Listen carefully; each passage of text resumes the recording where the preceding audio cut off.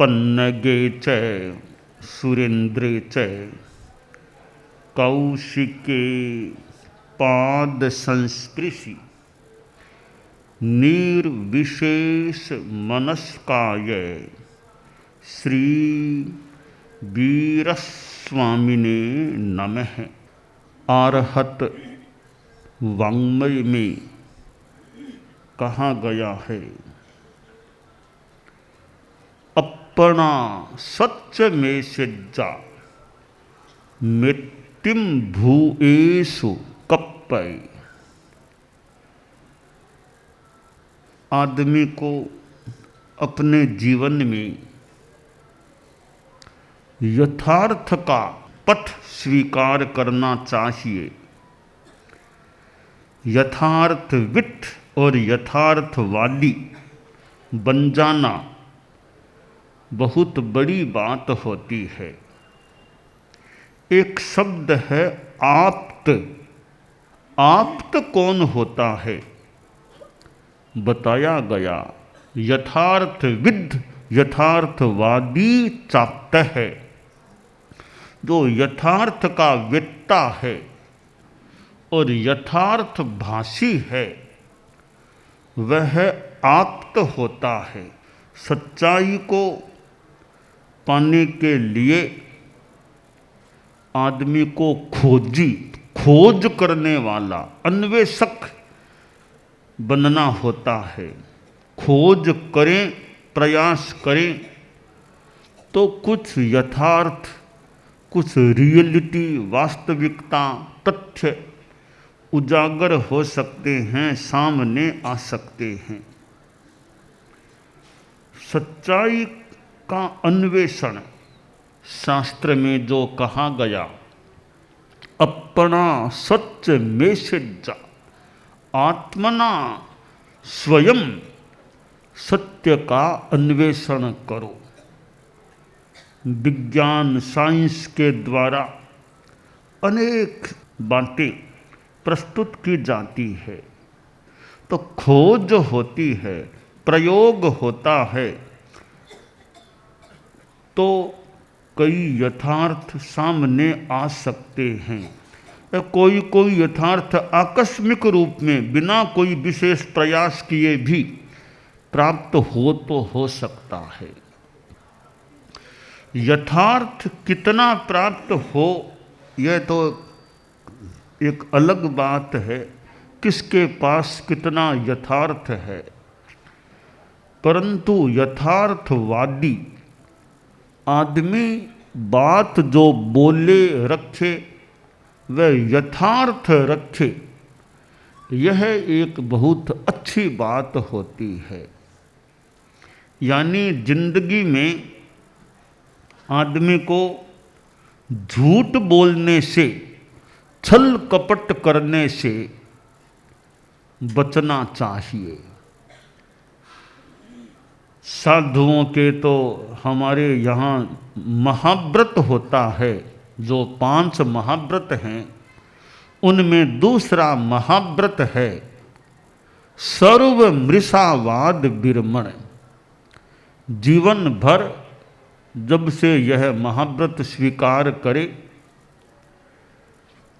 झूठ न बोलने का संकल्प रखना। देखिए, सत्य बोलना और झूठ न बोलना, दोनों में थोड़ा अंतर है। झूठ न बोलना, इसमें सत्य बोलना कोई ज़रूरी नहीं है। हर बात सच्ची बता देना ज़रूरी नहीं है। बस नियम यह है कि झूठ नहीं बोलना। हाँ, बोलो तो फिर सत्य ही बोलना, या तो बोलो मत, चुप रहो, बस झूठ मत बोलो, बोलो तो सत्य बोलो। तो यह एक दूसरा जो महाव्रत है साधु का, सर्व मृषावाद विरमण। पूर्णतया सभी प्रकार के मृषा, झूठ वचनों से, झूठ बातों के प्रस्तुतिकरण से विरमण रखना, यानी झूठ नहीं बोलना। झूठी भाषा, झूठी बात नहीं करना। तो सच्चाई की खोज तो कौन कितनी कर सके, कम से कम झूठ बोलो मत। जो बात सही नहीं है, तुम जानते हो यह बात सही है, यह बात गलत है, तो बोलना हो तो सही बात बोलो, परंतु गलत बात, मिथ्या बात, मृषा बात नहीं बोलना। तो साधु के तो महाव्रत है, यानी पूर्णतया मृषावाद से जीवन भर विरत रहना। गृहस्थ हैं वे भी ज़्यादा से ज़्यादा मिथ्या भाषण से, मृषावाद से बचने का प्रयास करें। अब ठीक है, साधु जितना मृषावाद से विरत रहना हो मुश्किल हो, तो जितना संभव हो सके ज़्यादा से ज़्यादा मृषावाद से बचने का प्रयास रखना चाहिए। तो अपना सत्य में से जा, स्वयं सत्य खोजो, सच्चाई को खोजो। सच्चाई को खोजने के लिए अनाग्रह भाव होना चाहिए, दुराग्रह नहीं होना चाहिए। दुराग्रह की जकड़ से जो बद्ध हो गया है, जकड़ीज गया है, उसके लिए सच्चाई को उजागर करना बड़ा मुश्किल है। वह सत्य, सच्चाई का असम्मान करता हो सकता है जो दुराग्रह से ग्रस्त हो जाता है। तो अनाग्रह का भाव होना चाहिए कि मुझे तो सच्चाई से मतलब है, मैं दुराग्रह क्यों करूं? आपकी बात में सच्चाई है तो मैं उसका खंडन क्यों करूं? अगर लगता है मुझे कि इनकी बात में सच्चाई है, ठीक है, मैं उस बात के अनुसार चलूं या न चलूं, परंतु फालतू उस बात का खंडन करने का प्रयास तो मुझे नहीं करना चाहिए। मैं स्वीकार करूं न करूं, मेरी अपनी परिस्थिति, मेरी अपनी इच्छा, पर जो सही बात लग रही है फिर भी उसका खंडन करने का प्रयास करना, यह सत्य साधक के लिए मेरी दृष्टि में उचित नहीं होता। तो सच्चाई की खोज करना है तो हमें दुराग्रह से ग्रस्त नहीं होना चाहिए, अनाग्रह का भाव रखना चाहिए। और अनाग्रह भाव से हम खोज सकते हैं, ग्रंथों के द्वारा भी खोज सकते हैं, परंतु ग्रंथों से सच्चाइयाँ मिलने में सहायता मिल सकती है, परंतु निर्ग्रंथ भाव पुष्ट हो जाता है। निर्ग्रंथ भाव, वीतराग भाव, भीतर की गहराइयों में जाने से जो सच्चाइयाँ मिलती है वे सच्चाइयाँ संभवतः ग्रंथों से भी नहीं मिलती। भीतर में जाना, वीतरागता की साधना, वो ध्यान योग की गहरी साधना जो हमारे जैन धर्म में केवल ज्ञान की बात है। अब केवल ज्ञान जिसको हो गया उसके लिए तो सारी सच्चाइयाँ एकदम सामने आ गई। कोई बात केवल ज्ञानी के लिए अज्ञात नहीं है, सारी सच्चाइयाँ उनके सामने आ गई हैं। अब वे ग्रंथों को पढ़ने वाले पढ़ते रहें, केवल ज्ञानी को कोई ग्रंथ पढ़ने की जरूरत नहीं है। बस ग्रंथों की बात गलत हो सकती है कहीं, पर केवल ज्ञानी की जो बात, उनके द्वारा जो बात बताई जाती है, केवल ज्ञानी ने जो प्रवेदित किया है वह सत्य और निस्संक होता है। वैज्ञानिक खोज करते हैं, वहाँ भी वो अनाग्रह भाव से खोजते हैं, तो खोजते खोजते कितनी सच्चाइयाँ उनके सामने आ सकती हैं। पर केवल ज्ञानी तो ये वैज्ञानिक जो सामान्य रूपेण दुनिया में होते हैं उनसे भी बहुत बहुत बहुत आगे की स्थिति में पहुँचे हुए होते हैं। तो वैज्ञानिक भी दुराग्रह से मुक्त होने वाला, मुक्त रहने वाला होना चाहिए। तो यह शास्त्र में जो बात है, अपना सत्य में सच्चा, सच्चाई का अन्वेषण करो कि तथ्य क्या है, यह दुनिया क्या है, मैं कौन हूँ, यह शरीर है वो मैं हूँ या और कुछ मैं हूँ। यह भी एक खोज का विषय कि मैं कौन हूँ,